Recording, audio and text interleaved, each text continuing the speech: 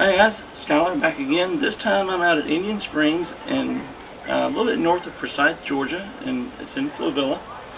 And we decided to come out here and we were going to do a camping trip. Well, I'm not exactly roughing it this time. I'm out in a very nice cabin, and it's a wonderful little campsite. And you can see here in the back I have a nice view and everything. One of the things we don't have is a way to get outside and enjoy it since we have the nice cabin to sleep in. So I thought I'd do a review on something new that I've gotten a few weeks ago, which was the ENO Hammock. Now this is the jungle hammock. It's the one with the mesh built into it, so you have a mosquito net and everything. And I'm going to be setting it up basically right where you're seeing, so that my wife can get out here and read in the hammock and kind of enjoy it a little bit. I have some notes here on some of the things because I didn't want to miss any of the features on it. And please forgive my voice, it's kind of going in and out on me.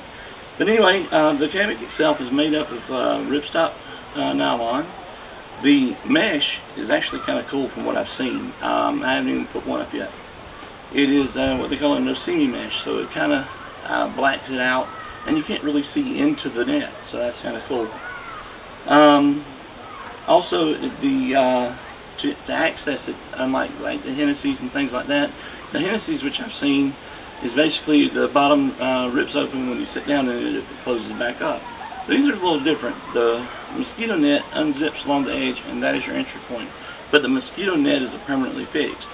Don't let that throw you off, guys. If you don't like the mosquito net, basically you can just unzip it, lay it along the bottom, flip it in, and just sleep on top of the hammock. Not a problem if you're just wanting to sit and relax.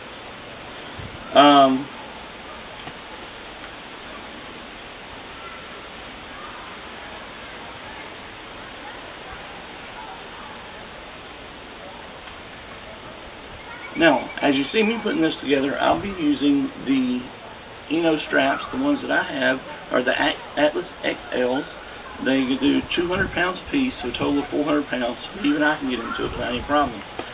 So there are a few other points that I want to make, and I'll kind of go into those as I make the video. First thing I want to do is set it up.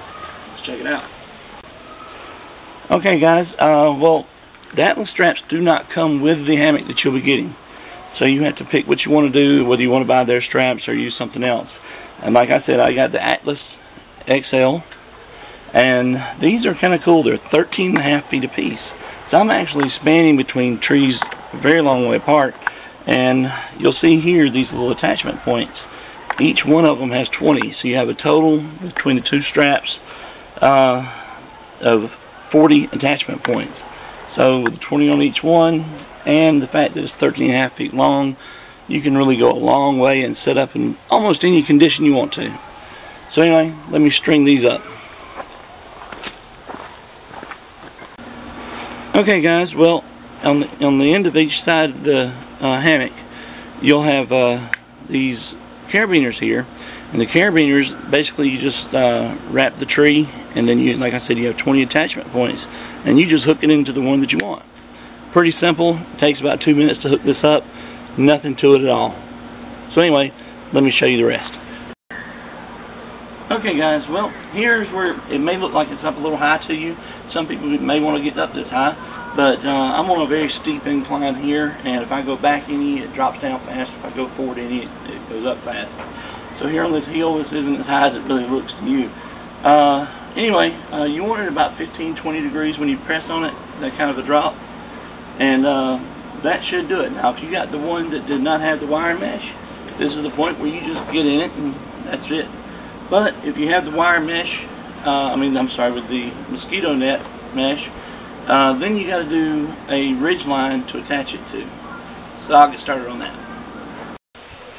Okay guys, well, all I did now is I used, this was some 350 line that I had, and ran it between the two trees and created a ridge line up here.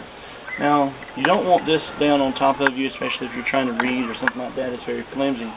So it has adjustments up inside. So basically all you do is just adjust the height where you want it to pull up to. So I'll do it on this other one over here.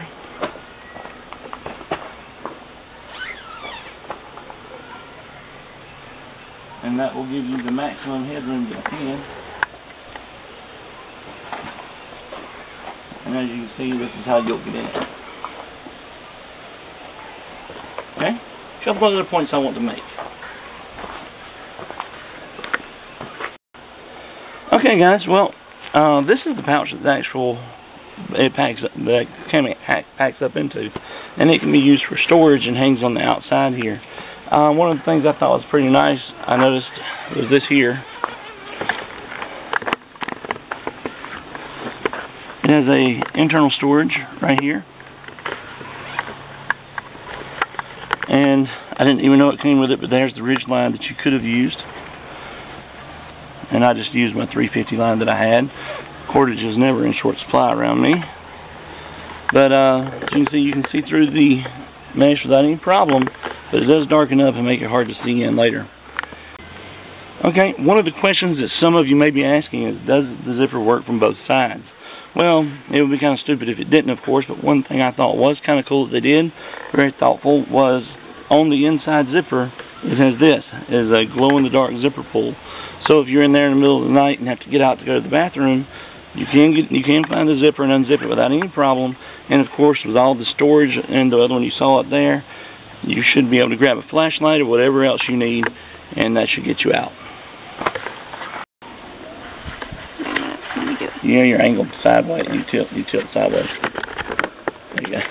No wonder it looked weird. Okay. All right. Is it recording? Yeah, go ahead.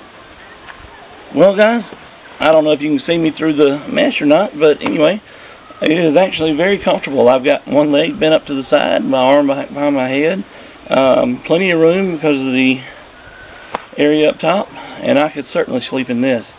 And that cool breeze, I can feel it blowing up under me, keeping me cool. And of course, on a cold night, you'd want to put a blanket or something under you. But overall, I'm very happy with it. I think this is going to be the next way I go camping with my wife, assuming I can keep this from her and you know, she won't steal it from me. Might have to end up getting her one of these.